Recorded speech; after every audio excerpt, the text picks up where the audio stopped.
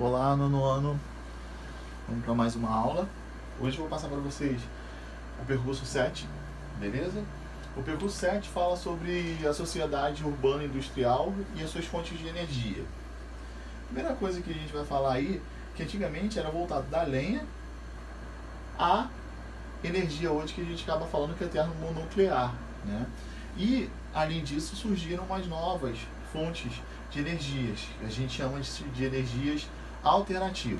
Tá? Durante muitos anos, a lenha, o carvão, o vegetal, eles eram as principais fontes de energias utilizadas por todos os seres humanos. Tá?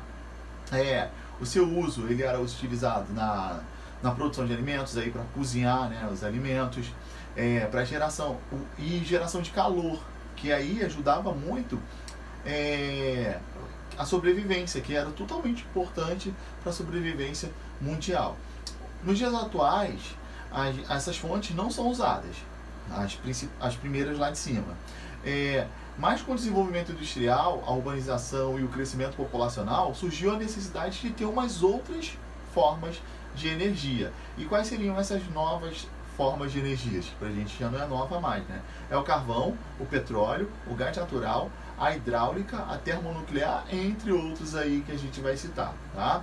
Diversas atividades humanas, elas acabaram se desenvolvendo na descoberta, nessa descoberta aí dessas fontes, não só para a indústria, mas a agropecuária também, o comércio e os transportes, eles acabaram utilizando muito isso. Entre os séculos 19, 20 e 21, essas fontes energéticas, eles acabaram causando um impacto negativo, que a gente acaba falando que são os impactos ambientais, né? Incentivando o que? A outros tipos de fontes de energia, que essas fontes de energia são chamadas de fontes alternativas. A primeira coisa que eu vou falar agora, o segundo ponto, é sobre essas energias renováveis e as não renováveis. Tá? No mundo atual, a gente sabe que existem dois tipos, né? As renováveis e as não renováveis, como eu já falei para vocês. As fontes renováveis são aquelas que não acabam. Por exemplo, a biomassa, a voltada da água, a dos ventos, que é eólica, a solar, a geotérmica, que é do interior do calor do planeta, né? Que é o calor do interior do planeta, a de mareomotriz, que é sobre as ondas do mar, marés, ou até mesmo correntes marítimas. Então esses conjuntos acabam formando, né, uma fonte de energia que a gente fala que é sustentável, porque ela não polui, né? E aí permite o crescimento. Agora, aquelas não renováveis é o caso daquela que vai acabar um dia, ou então elas são muito demoradas para ser repostas na natureza. Então, um dos principais fontes renováveis são o petróleo, o carvão e o gás natural. Vocês já devem ter estudado isso, né? Que existem milhões de anos para que elas possam se formar. E aí acaba acabando, e acaba terminando, acaba acabando. Vamos lá, os combustíveis fósseis, né? Quais são os combustíveis fósseis? Como eu já falei, o carvão, o petróleo e o gás. São as matrizes energéticas do mundo inteiro. O problema é que elas vão acabar e, além disso, elas causam um impacto ambiental absurdo. O efeito estufa, por exemplo, as chuvas ácidas, a poluição atmosférica, né? A contaminação do solo, das águas, de tudo é causado por esses combustíveis fósseis. Então a tendência é os países diminuírem essa utilização. O primeiro que eu vou falar para vocês é o carvão mineral.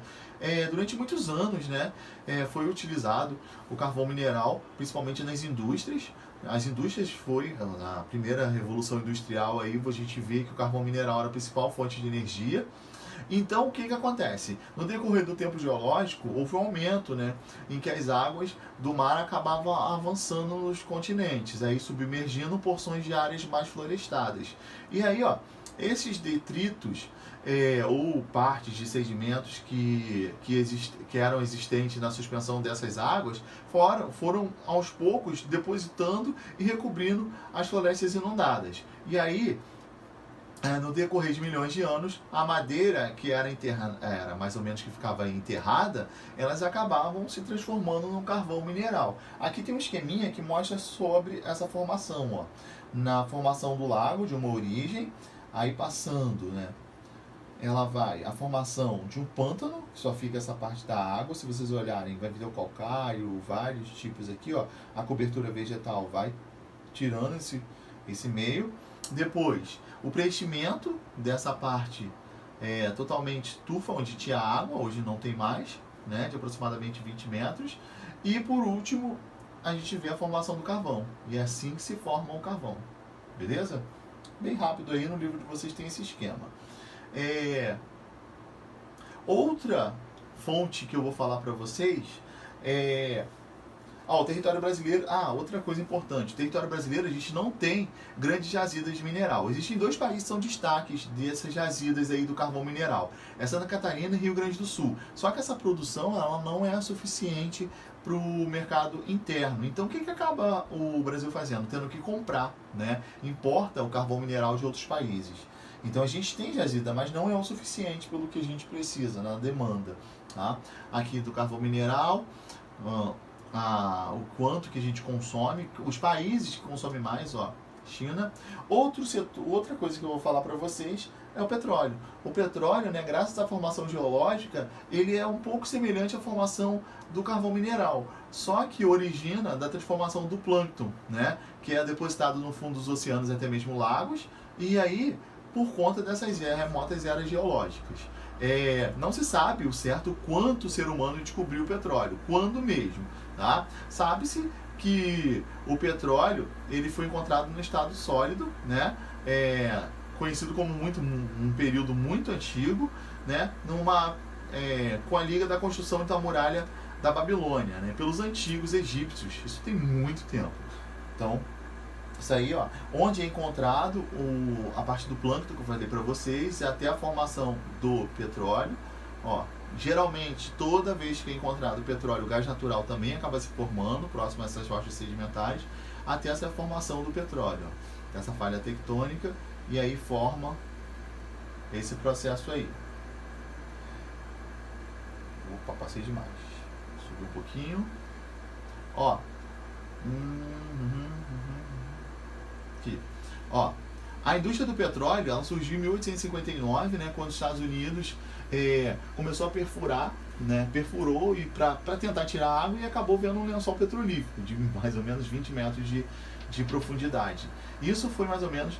E no fim do século XIX, o país acabou se tornando um produtor mundial desse petróleo. Sabe que esse petróleo faz muita coisa, né? O querosene, o diesel e a gasolina principalmente. Essa descoberta, ele acabou tendo uma revolução muito grande, porque aí surgiram os combustíveis. No Brasil, ocorreu em 1939, lá no Recôncavo Baiano. Tá? O petróleo e seus derivados hoje é a principal fonte de energia do mundo. Tá? Esse modelo acabou se baseando nessas cadeias produtivas. Beleza? Aqui, para poder explorar o petróleo, antigamente, né, as formas que eles tinham para poder retirar o petróleo do fundo. Na próxima página é o gás natural, que é o terceiro, né, e último meio dessa parte aí de combustíveis fósseis. É uma importante fonte de energia, que ela é mais recente, ela surgiu mais agora no século 20 e 21, né? Ela pode ser encontrada sozinha ou junto com o petróleo, como eu já falei para vocês, e eles são utilizados para automóveis, para fogões mesmo, para a gente fazer, e também as usinas hidrelétricas, tá? Energia elétrica, que é mais voltada para as usinas termoelétricas, beleza? Altos fornos de indústria, de matéria-prima, ajuda muito na indústria petroquímica. Isso tudo é voltado e utilizado como gás natural. Pode ser usado gás, né? Para ser usado, ele passa por um processo industrial no qual ele tem outras substâncias aí, ele acaba sendo separado, né? Nesse processo, ele tem só o metano, né? Gás de alto poder calorífico, né? E o metano acaba sendo comprimido e transportado por tubulações, que aí são os gasodutos. Estados Unidos e Rússia, eles são os maiores produtores e consumidores também do gás natural no mundo. O Brasil acaba comprando da Bolívia, porque a gente também não tem muitas reservas de gás. Aqui mais gráficos falando sobre essa produção. Agora, a energia elétrica, né? A descoberta dessa energia elétrica, ela foi uma verdadeira revolução para o mundo e na população em geral, tá? Existem três formas principais para a produção dessa energia. A de larga escala, né? Porque é aquela fornecida pelas águas dos rios, através da hidroeletricidade. Tem a queima do carvão mineral, petróleo, gás natural, né? Ou até mesmo outros materiais, até mesmo com bagaço da cana-de-açúcar, dá para utilizar. E a termoeletricidade, que é o aproveitamento contínuo dos átomos de elementos químicos. O urânio é um exemplo dele, tá? Que a gente estava chamando de eletronuclear. A hidroeletricidade, como eu já falei para vocês, são as usinas hidrelétricas. Elas ficam em desníveis de rios. Aqui no Brasil a gente tem muita. Os geradores acabam sendo responsáveis por essa produção. Tem uma imagem aí, ó. Boa dessa energia hidráulica, né, que a gente acaba chamando de energia mais limpa. Por quê? Ela é uma fonte renovável e também não polui, ao contrário do petróleo, do gás e do carvão. Tá? Ela é muito utilizada no Brasil. Apenas além do Brasil, né, outros países eles produzem mais da metade dessa fonte hidrelétrica.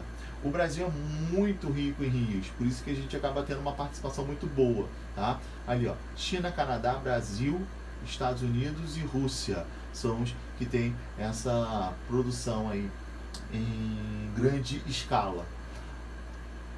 Termoeletricidade, galera, são as usinas hidrelétricas que o único problema dela é que ela é mais poluidora, até mais do que as usinas hidrelétricas. Então ela acaba com o meio ambiente, né? E como a gente vê, elas produzem eletricidade por meio da queima do petróleo, do carvão, do gás ou até mesmo da biomassa, e isso vai para a atmosfera, né? E aí a qualidade do ar acaba sendo muito ruim e ocasiona o chamado efeito estufa. Hoje a gente pode dizer, né, mais uma vez que a energia ela recorre também da produção da termoeletricidade. Beleza? Países que não dispõem de grandes recursos hídricos, eles acabam tendo uma quantidade crescente dessa energia hidrelétrica e aí acabam utilizando. O Brasil tem essas usinas essas usinas que a gente pode falar. O Brasil acaba tendo essas usinas termoelétricas, né? E acaba tendo os apagões aí que a gente vê que acaba acontecendo em muitos dos países e no Brasil também.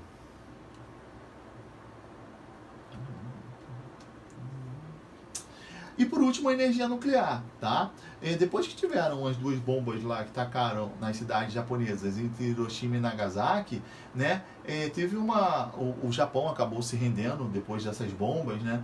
E aí começaram, entretanto, a utilizar muito a energia nuclear. Só que antigamente eles pensavam só em bomba. Nesse caso, não. A energia nuclear, ela acabou hoje sendo utilizada para fim pacífico, né? De uma melhor forma. Por exemplo, a energia elétrica é utilizada e muitos também na medicina e até mesmo em outras atividades. A tecnologia, ela vai ajudando muito no conhecimento científico, né, relacionado à energia nuclear. Tá? Com receio desses conhecimentos tecnológicos, acabou tendo essa construção de bombas atômicas e os países eles possuem, que os que não possuem, eles acabam sendo transferidos para outros, que o livro acaba dizendo isso. Galera, é importante ressaltar que uma usina eletronuclear ele apresenta muitas ameaças, são coisas sérias à população. Por exemplo, o lixo atômico, né? Ele não pode ser adicionado próximo a nada dos seres humanos. Por exemplo, um país que utilizava muito foi lá na Ucrânia, aconteceu em Chernobyl, que lá tinha uma usina atômica, né, desse meio de energia nuclear, e aí 2 reatores explodiram. E aí aconteceu, né, um dos maiores acidentes nucleares do mundo. Por conta disso, até hoje a população de lá não pode ficar em Chernobyl, virou até filme isso. Outro lugar também é o Japão, que utilizava muito. Teve tsunami naquela região e acabou contaminando também toda aquela parte. Então, hoje os países eles estão evitando ter esse tipo de energia. Por quê? Ela é considerada muito perigosa. No Brasil a gente tem. Tá? A gente se compromete de utilizar, né, essas fontes. Está aqui no Brasil, onde tem essas eletronucleares, que é Angra 1, 2 e 3. Tá? Tudo lá em Angra dos Reis, aqui no Rio de Janeiro. Aqui os países que ainda utilizam, lembrando, os países estão diminuindo a utilização desse tipo de energia, porque ela é considerada muito perigosa. Beleza? Aqui, ó, uma imagem para vocês de uma vista nuclear lá, de um lugar eletronuclear, que é o de Angra 1 e 3. Beleza? Então é só isso. Até a próxima.